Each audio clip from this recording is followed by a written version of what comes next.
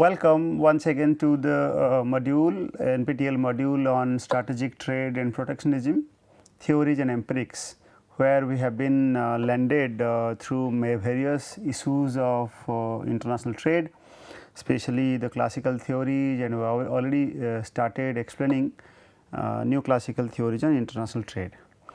So, especially in the new classical views on international trade emphasizes the production function, and in this context we are supposed to recapitulate the previous lectures, as well as we are going to emphasize certain implications of neoclassical economics and their contribution to international trade, to identify how the trade facilitates income and their distribution to different countries, especially for the developing countries context and India in particular. So, in this context, this particular class is meant for an extension to the Hexer-Ohlin model called Hexer-Ohlin and Samuelson model, HOS model in trade and its income distribution. So, this is lecture number 13, week number 3rd, where we are explaining the extension of neoclassical model. So, without discussing so much, we already discussed the background of it. So, let us start with the explanation, and we are supposed to recapitulate all the things discussed before. So, myself Dr. Pratap C. Mohanty, faculty member of Department of Humanities and Social Sciences, IIT Roorkee. So, let us have a recapitulation in detail, or in short, not in detail for sure. In short, we have already discussed comparative cost advantage, then we discuss HO model. Let us understand what are the problems with the Ricardian model and why the neoclassical is so important, and especially the neoclassical and HO theory is so important. First one is the neoclassical, they only talked about strong specialization. Okay, so, there was basically no discontinuous adjustment in between. Basically on a diagram, since we followed, or in the classical framework they follow a linear production possibility frontier, the corner solution was the obvious outcome. So, therefore, the there was case of corner solution and no in between solutions possible. So, they did not actually talk about any discontinuous adjustment or any flexible or the movement and the adjustment of specialization. Similarly, there was indeterminacy of final terms of trade. Terms of trade, since there is no such adjustment. So, just the final one is actually not emphasized. So, it is purely a static format as prescribed earlier. We discussed these things in detail earlier. So, you can go back to the slides and check those discussions I have emphasized. Similarly, no income distribution effects were discussed, and regarding the labor theory of value, there are a couple of problems, especially demand is an important determinant of value, is not emphasized so much, only the supply side factors emphasized. Other factors of productions are also important, not discussed to define the labor theory of value. Most importantly, the neoclassical framework is actually based on the increasing opportunity cost principle, which says that your cost of production actually follows an increasing pattern. Every successive unit of production requires little higher marginal cost of production. So, which is quite realistic.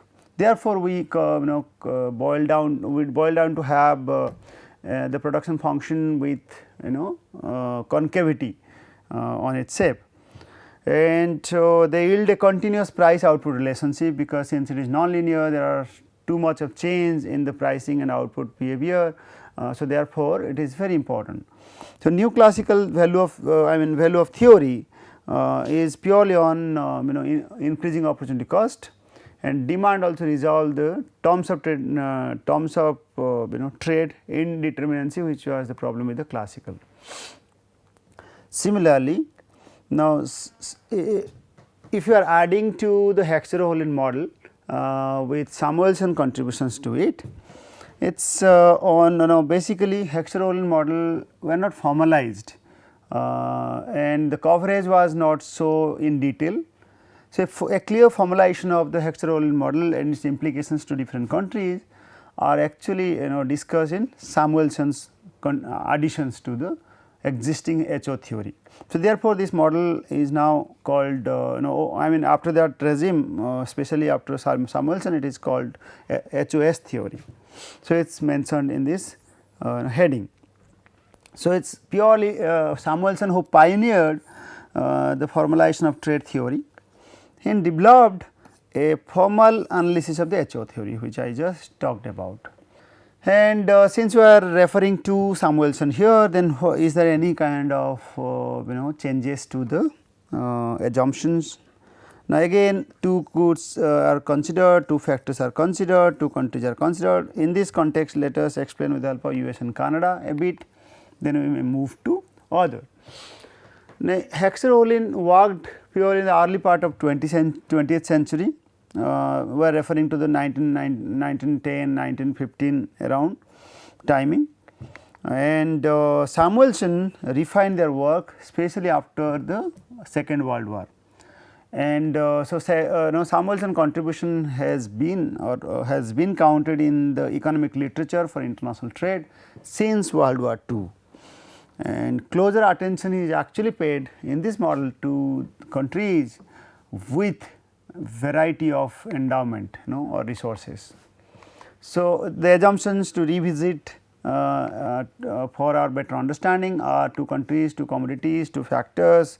For simplicity, it is broadly labor and capital, and perfect competition is also assumed in all the markets. Each country's endowment of factors is fixed. It is not like the case that the factors are changeable or the endowment is changeable, which will be too difficult for the researcher to model, and the postulation of the model is very difficult to derive out of if the endowments is getting changed.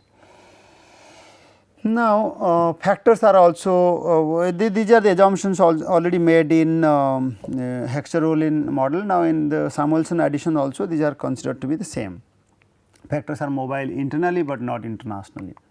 So, to count on further, each producer has a wide range of options as to how to produce X and Y. This is very common to understand. So, therefore, if K is cheap relative to labor, basically now the assumption is based on American case, and relatively capital intensive method will be adopted if K is or capital is cheaper. Similarly, the reverse is true. If K is expensive, then labor intensive technique will be adopted, and accordingly the assumptions are actually made. In the HO theory, we said that a cheaper factor available or endowed in a particular country, the country will adopt that kind of intensive technique. And so the country will specialize according to the given technologies.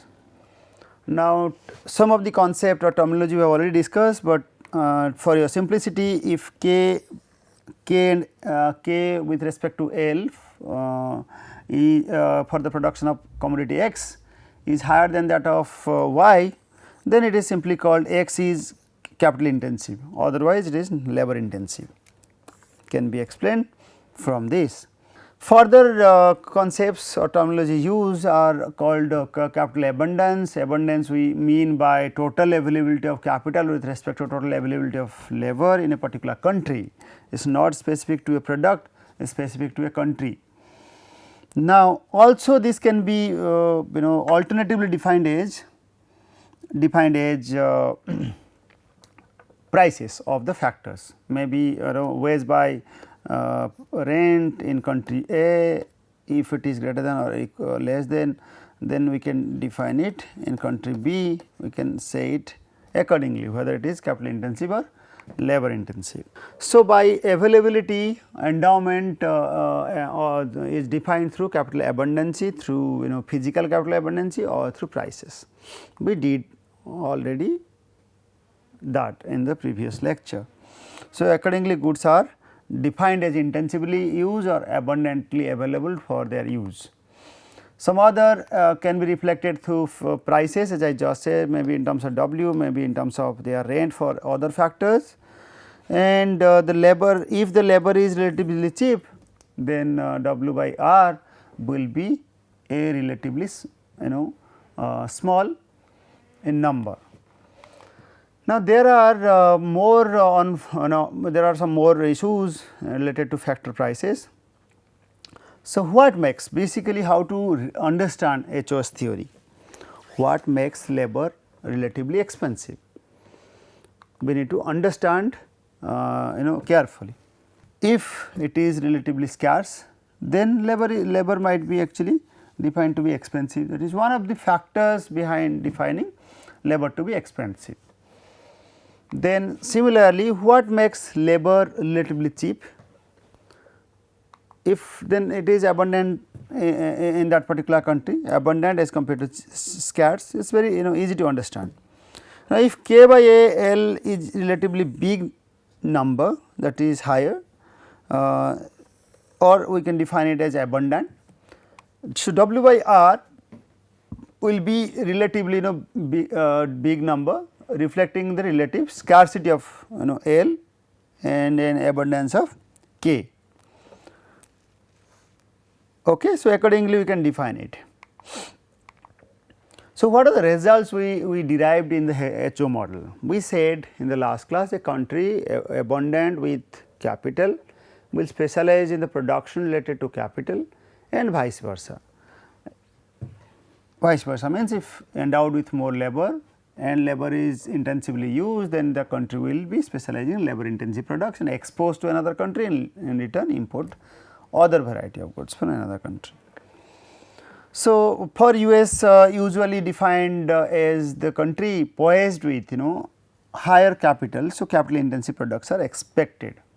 Now, relatively labor abundant country compared to in US, Mexico is generally defined as labor abundant country, likewise India. Similarly, labor intensive products are produced, textile is one of their major varieties. Now, it is not just the product they are exporting, those are reflected in the prices actually, prices on the products. So, the relative factor, I mean relative prices of the product that determine the movement of product from one country to another country. Since relative factor and commodity prices move together as countries move from autarky to trade, I have already clarified autarky basically is a closed economy. So, we can look a picture of these two sorts of prices, because whether the factor prices or commodity prices, what really affect the deciding factor behind trade. We also know with the fact that autarky in Mexico, since we considered for the case of Mexico's specialization in labor intensive product. So, textile, T stands for textile here, C stands for clothing. So, price of textile as compared to clothing is lower in Mexico, since they are labor intensive product, and then compared to US. So, Mexico will be happy to export with a specialization, relative specialization in the production of textile products. So, accordingly things are defined, and let us explain this one a bit on with the help of a diagram. So, these are relative prices in the vertical axis. We defined relative prices of textile to that of clothing, and here we are defining their ratio of prices of the factors, that is wage rate to rent, and the prices of factors. Now, they are upward sloping, the relationship upward sloping. When the relative prices of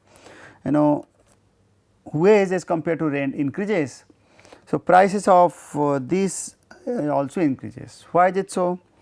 Now, there are two facts given. First of all, we divide into two locations. First, here now look at, mark the gap. Now, it is corresponding to a certain price level. Higher the wage rate as compared to rent as compared to the previous one in these two. So, higher the wage rate, so higher will be the prices for the textiles. So, it is obvious when this increases, this also increases. So, they are positively related. now as trade commences, when trade starts, we do expect that when the do expect that price of textile is going to fall, and whereas I mean especially in one country it falls and in another country it rises. Why is it so? Initially we said Mexico has higher or labor intensive, it is more labor intensive for the textile products. So, usually what happens, since Mexico specialize on textile, so relative prices of textile should be less in Mexico. So, price of textile as compared to price of clothing should be less in Mexico. So, after trade what really happens, demand for textile will rise due to the US, due to US demand. So, US is more capital intensive and they produce more cloth varieties. So, price of textile as compared to PC in US is higher than that of in Mexico. So, due to trade the prices whatever in US that will be reduced because they are getting better supply from Mexico, and the price which was used to be lesser in Mexico, now due to higher demand price of PT will start rise. Now, this one will start rise, initially this will rise and it will reach to that level, to a certain level where it gets equated with the price ratio in US. Okay. So, therefore, as trade commences, PT of US, since it is to be higher in US, so it will reduce, for US it will reduce, for Mexico it will rise, and for Mexico it rises. Okay. I think this is pretty clear. Now, what really happens, it will rise to some extent where the ratio gets equalized with their factor prices. And why is it so? Because if it keeps on rising till its US prices, then probably US is not going to receive the product from Mexico. So, there must be a midway in between which is actually going to be demanded by US, and therefore, there will be international equalization of prices. Now, this I have already presented the convergence issues in the last class, how the prices of US and or prices of one country with another country will converge. So, therefore, I mean basically we said earlier in the last class, let me point it out again, price of price of X with respect to price of Y should be converged in country A, should be converged to price of X by price of Y with country B. So, this is what we discuss. When these converges, this also equated the ratio of their factor prices in country A with ratio of factor prices in country B. So, therefore, we define this as factor price equalization.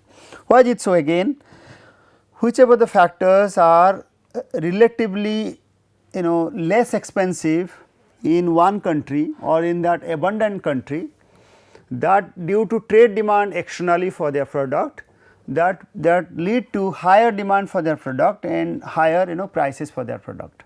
When there is higher demand, higher prices of the product, their factor resources or the factor resources which are engaged for the production of these are also demanded in higher percentage.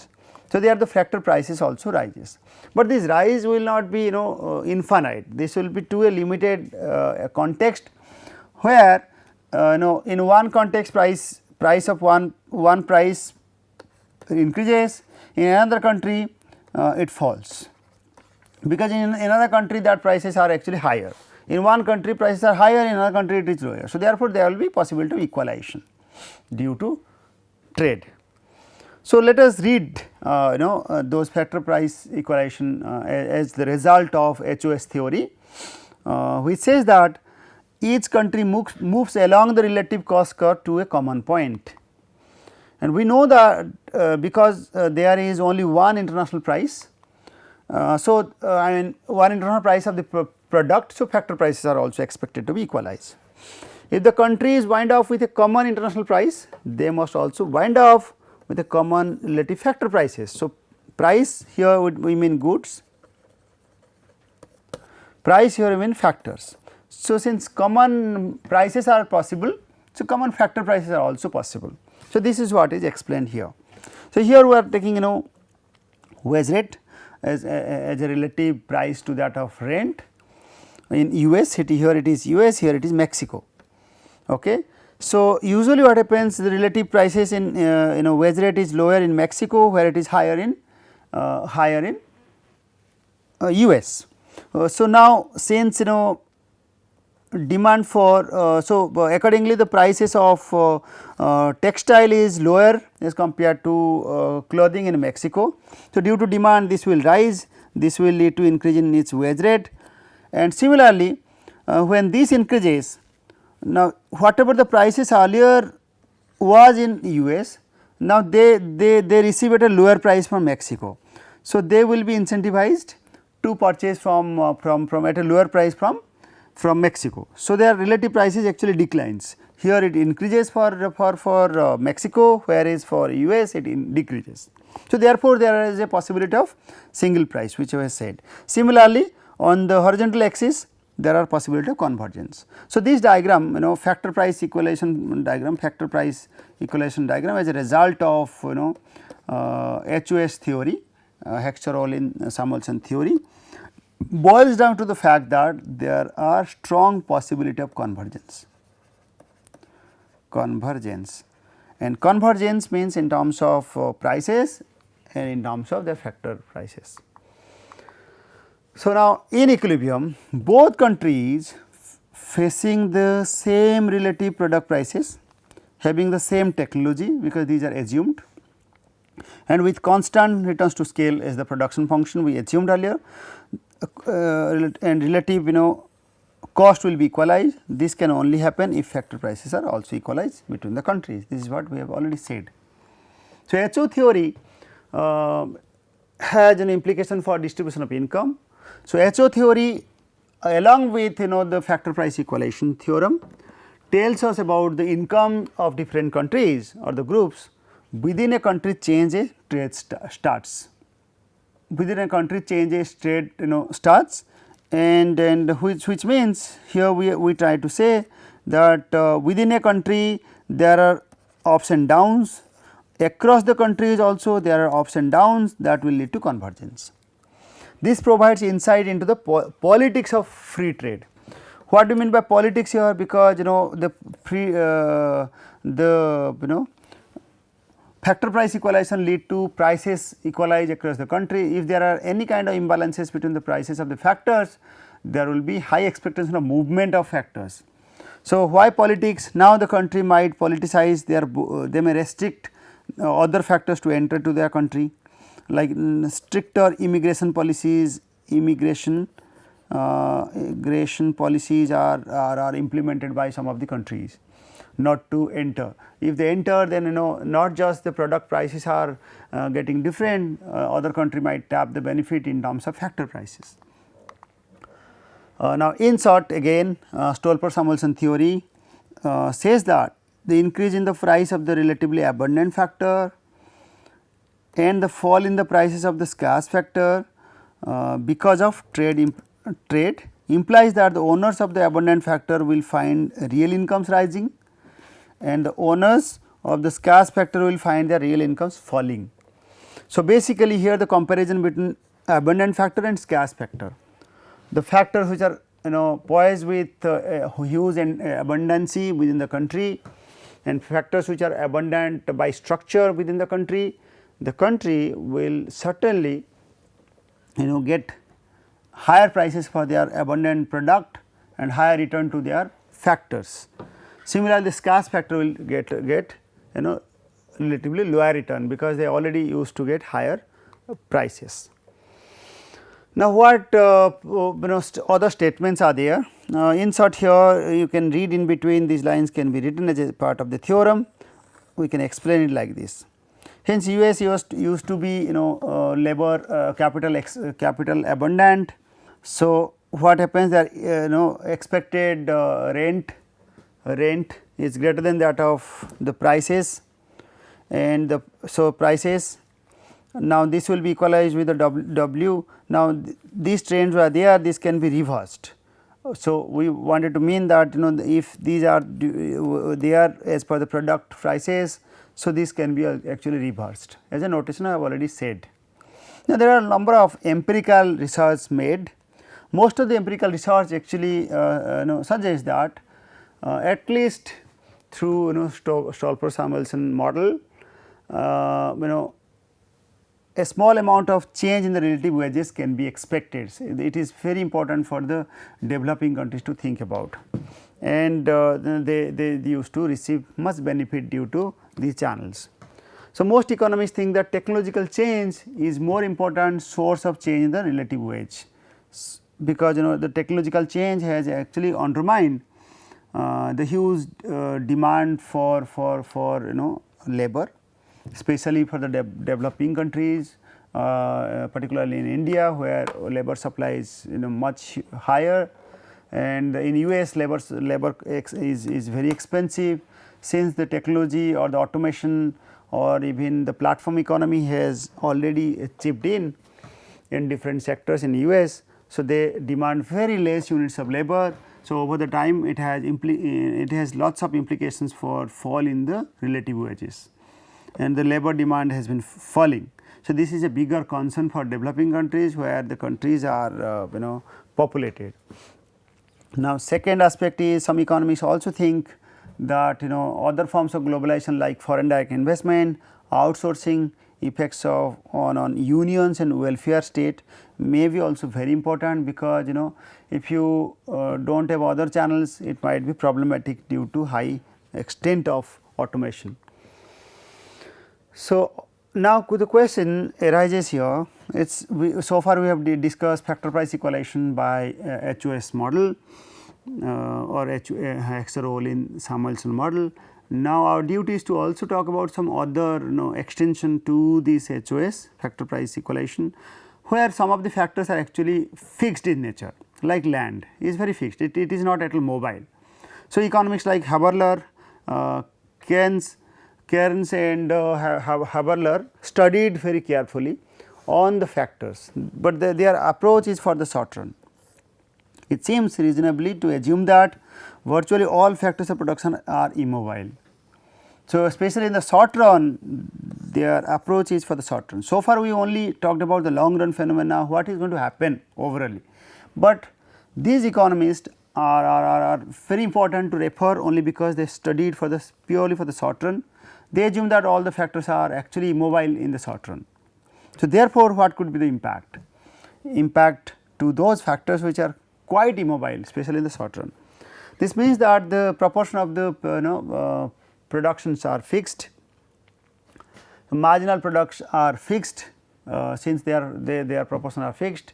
If commodity prices are fixed, if commodity prices are fixed, factor payments will be also fixed. If commodity prices are fixed, so this means fixed factor payments will also be fixed.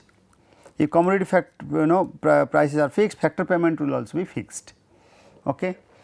So, basically here we mean the payments for the factors are also fixed. We are now saying the factors payment due to international trade, due to HOS model payments will vary and that will equalize, but actually in reality, especially in the short run, they are not changing. So, if commodity prices price changes, the returns to all factors in an industry change by the same proportion as the price change. So, basically if commodity prices change, it will also change to the industry as an equal proportion. So, the concern here is if factors are fixed, then it will be too difficult to define, and HOS model may not be fully applied. Now, another model by Ricardo and Viner as an extension to the HOS model, they studied for some other factors, like the idea here is that some factors are mobile. By structure they study some factors are mobile while other factors are fixed. So, they categorize clearly on the median term that all the factors are actually, some factors by structure are mobile and others are fixed.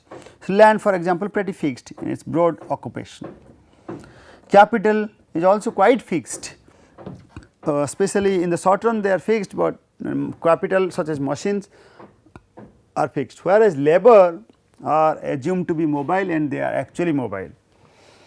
So, all are some kinds of labor which are mobile than other, not necessarily all kind of laborer are mobile, some other variety like techies, they procure knowledge, they cannot just be mobile immediately, they cannot just serve immediately, they have to take time. Now, what happens in the Ricardo-Viner model when relative commodity prices change? So, it says that returns to the specific factor used in the production of the good lowers the returns to the other specific factors. It says that an increase in the price of good raises the return to the specific factor. The specific factor the returns will be good because they are very specific and their contribution and their demand is actually increases. So, they will be getting and lowers the returns to all other specific factors. But those who are mobile, we do not know it, they already got their movement to another country. So, their impact are ambiguous. The effect of relative commodity prices changes on mobile factor is dependent on consumption shares. So, those are fixed, we can easily understand that they are being demanded, but those are mobile, we do not know what is going to happen with them. So, therefore, it is ambiguous. So, similarly, there are some other adjustment in the world and there are number of other empirical testing made. So, let me put it in simple term here of the previous slide. Cairnes-Haberler talked about short run, which I just said, Ricardo-Viner in the medium term, but in the long run we can easily categorize which are mobile and which are fixed. So, according impact can be defined. So, static gains from trades are overestimated sometime, and we need to think about also politically on their implication in different countries. So, bottom line here for this particular theory is to the fact that if the factors are actually reversal in nature, like one factor is labor abundant in one particular industry and if that gets reversed, then the HOS theory is not applied. We will take it forward these things in the next class. This factor intensity reversal will be discussed in detail in the next class, and we will continue from here basically the comparing HOS and Stoffel-Samuelson in detail from the next class. With this, let me stop here. Thank you.